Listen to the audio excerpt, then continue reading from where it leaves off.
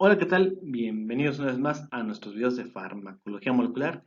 En esta ocasión presentamos receptores farmacológicos que no son transductores de señales. Así es que sin más, pues vamos a darle.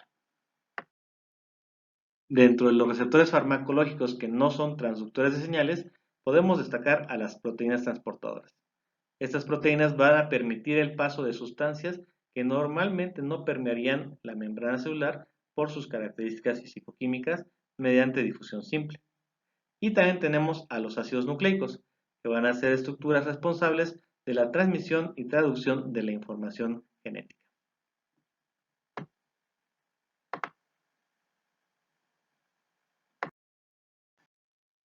Empecemos entonces con las proteínas transportadoras.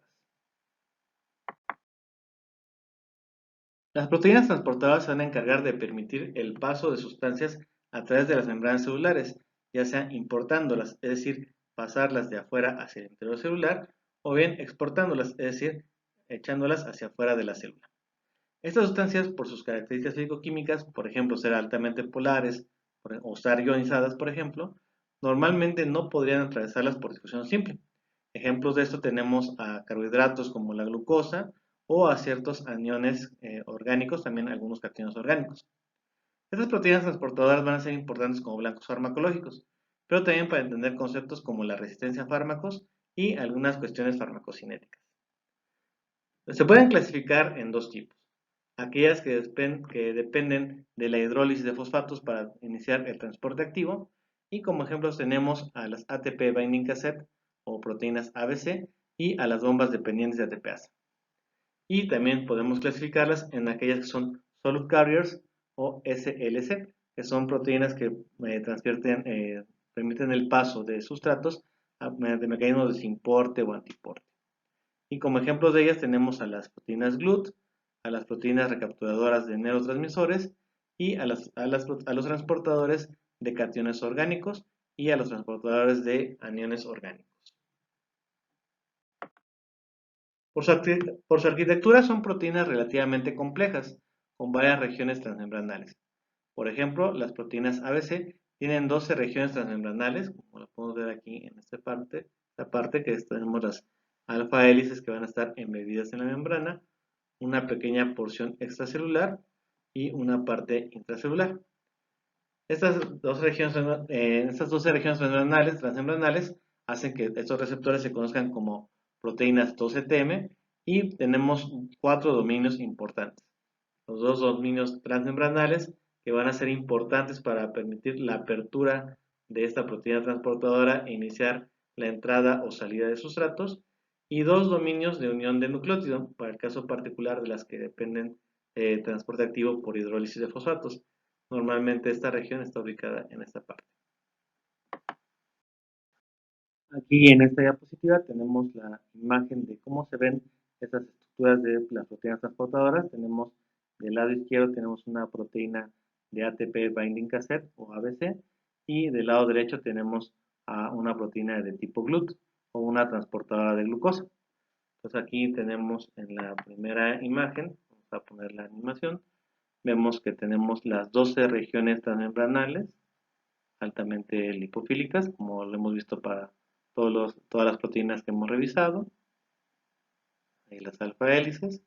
Vamos a hacer un acercamiento a lo que sería el dominio de unión del nucleótido. Están. Entonces ahí podemos ver el ATP en color amarillo, y vamos a ver que ahí en color magenta tenemos a un ion magnesio, que va a ser importante justamente para permitir la hidrólisis del ATP, que va a brindar la energía para la apertura de la proteína transportadora. En este caso, la proteína transportadora va a hacer la apertura una vez que venga la energía brindada por la hidrólisis del ATP. Estas regiones que están aquí en la parte transmembranal van a sufrir un cambio conformacional que va a conducir a la separación de estos dominios, y a través de estos dominios va a pasar el sustrato, ya sea ingresando o en el caso de particular de la proteína de la glicoproteína P, que estamos viendo aquí, la expulsión del sustrato desde el interior celular hacia afuera de la célula. Por otra parte, tenemos en la proteína GLUT4 también tenemos que es una estructura bastante, un poquito más simple, pero también bastante compleja en el sentido de que tiene también tiene 12 regiones transmembranales. Hay algunas proteínas transportadoras que pueden tener menos, pueden tener 10 regiones transmembranales, hay unas que incluso tienen un poquito menos, 8 o 6 regiones transmembranales, pero en general son proteínas también bastante grandes. Estas proteínas transportadoras tienen cierta relevancia dentro de la farmacología, como lo comentábamos al inicio de este video. Van a constituir importantes blancos farmacológicos. Como ejemplo de ellos tenemos a los inhibidores de la recaptura de neurotransmisores, como la fluoxetina, que fue de los primeros fármacos que tuvieron apoyo de la química computacional como una herramienta de tipo QSAR. Estos inhibidores de la recaptura de neurotransmisores tenemos de varios tipos. Aquí en este caso tenemos de recaptura de serotonina, pero también tenemos los de recaptura de dopamina o los de recaptura de noradrenalina. También tenemos a las glifosinas que son inhibidores del cotransportador de sodio glucosa, que también son importantes para el tratamiento de la diabetes, han encontrado una utilidad para ello, debido a que favorecen la excreción renal de la glucosa, y esto permite también disminuir los niveles sanguíneos de este carbohidrato. No solamente tenemos estos dos ejemplos, hay muchísimos otros ejemplos más, también incluso tenemos algunos que están en desarrollo, que también se considera que pueden constituir un blanco importante, por ejemplo, para Alzheimer. Pero además de su importancia como blancos farmacológicos, estas proteínas transportadoras también son importantes para ciertos fenómenos de tipo farmacocinético. Por ejemplo, los transportadores de cationes orgánicos o de aniones orgánicos van a permitir el paso de sustancias cargadas. Estas sustancias cargadas uno podría pensar que van a tener baja biodisponibilidad. Sin embargo, a través de estos transportadores puede permitirse el ingreso, puede permitirse la absorción de estos fármacos o bien incluso su paso a través de ciertos compartimentos del cuerpo. Uno de los ejemplos clásicos es la metformina, cuya estructura vemos ahí, como uno puede sospechar al ver que es una molécula que tiene grupos guanidino, pues uno puede sospechar que estuviera bastante ionizada, lo cual de hecho es correcto. Sin embargo, a través de sus transportadores, particularmente el transportador de cationes orgánicos, va a tener cierta importancia en su absorción y en su distribución dentro del organismo. Otro ejemplo de la importancia de estas proteínas dentro de la farmacocinética, tenemos a la glicoproteína P. La glicoproteína P es una proteína transportadora que tenemos en el tracto gastrointestinal y que se encarga de la protección de xenobióticos.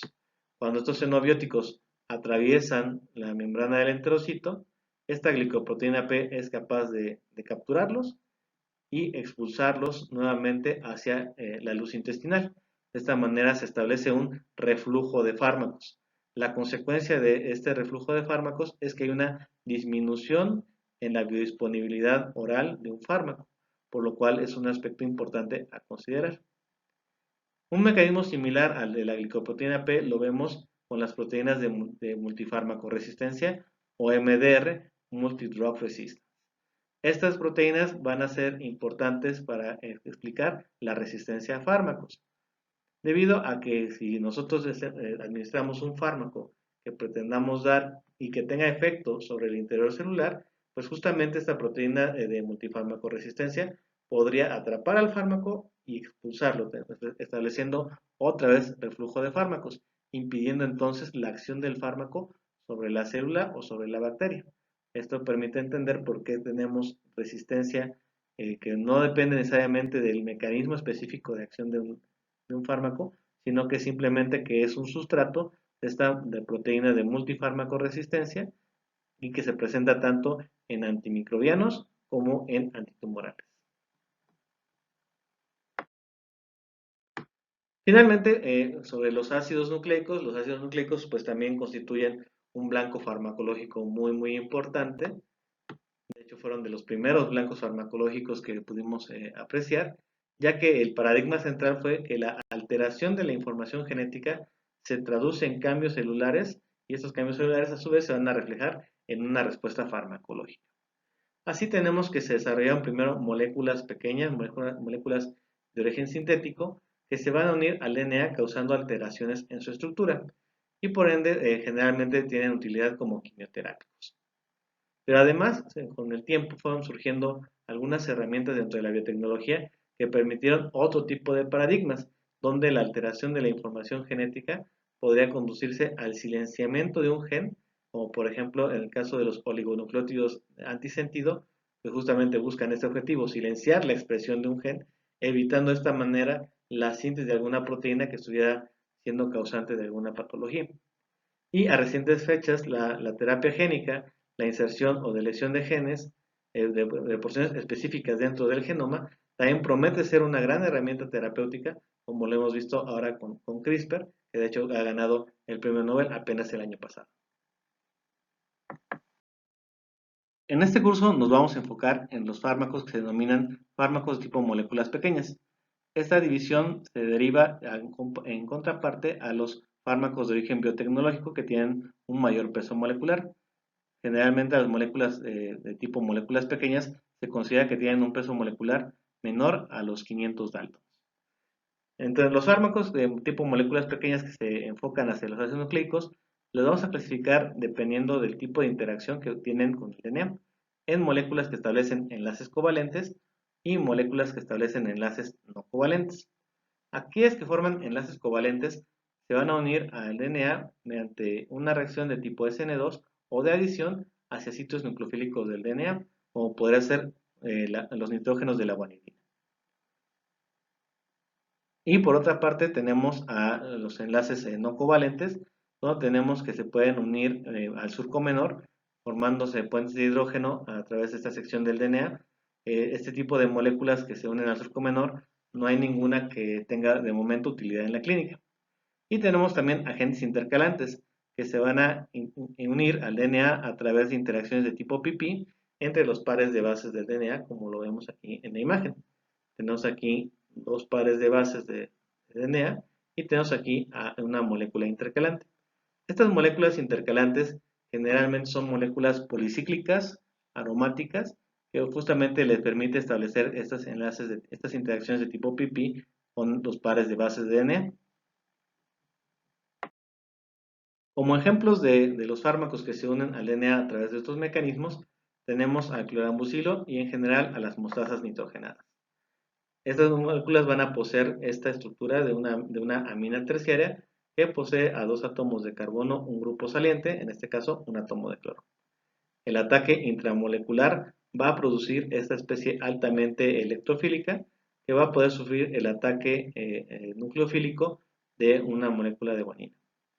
Esta molécula de guanina va a formar este enlace covalente, se va a volver a repetir el ataque intramolecular para formar nuevamente la especie electrofílica, un segundo ataque de la guanina de una segunda hebra de DNA va a permitir el entrelazamiento de dos hebras de DNA. Esto se llama cross-linking o entrecruzamiento de estas dos hebras de DNA que va a interrumpir todos los procesos donde se requiere que se separen las hebras de DNA y esto conduce a la muerte celular. Por lo tal, este tipo de fármaco se emplea como quimioterapia. Por otra parte, tenemos aquellas que forman enlaces no covalentes como la doxorubicina. Aquí podemos ver justamente lo que mencionábamos del sistema policíclico, aromático, planar, que son requisitos para que la molécula pueda intercalarse.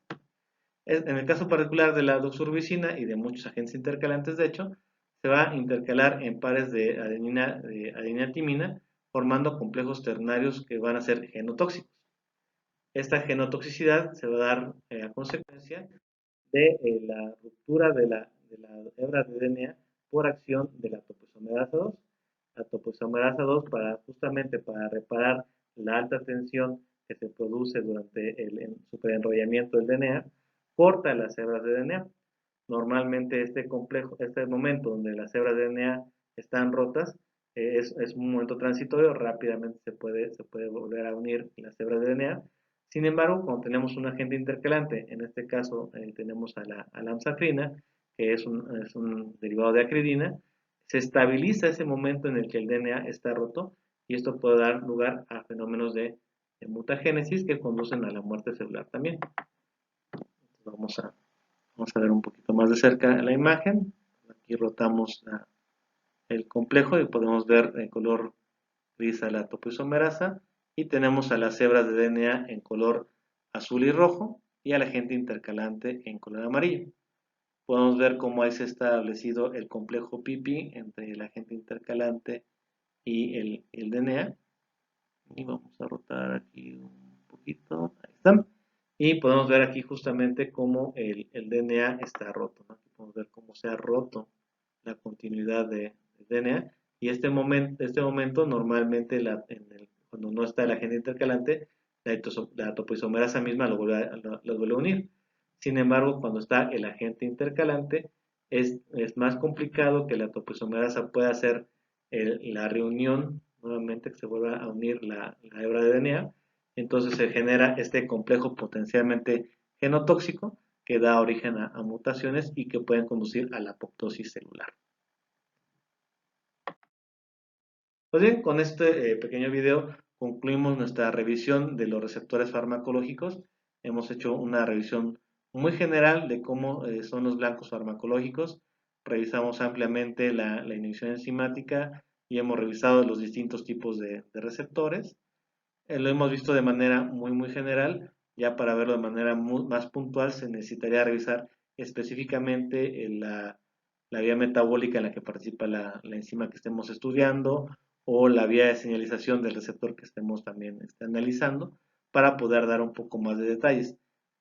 Sin embargo, con esta visión general debería ser suficiente para poder entender, al menos en primer impacto, cómo actúan los fármacos de cualquier tipo. Pues sin más, con esto concluimos el video. Espero que haya sido de su agrado y si no, espero sus dudas y comentarios en mi correo electrónico o aquí mismo en la sección de comentarios. Hasta luego.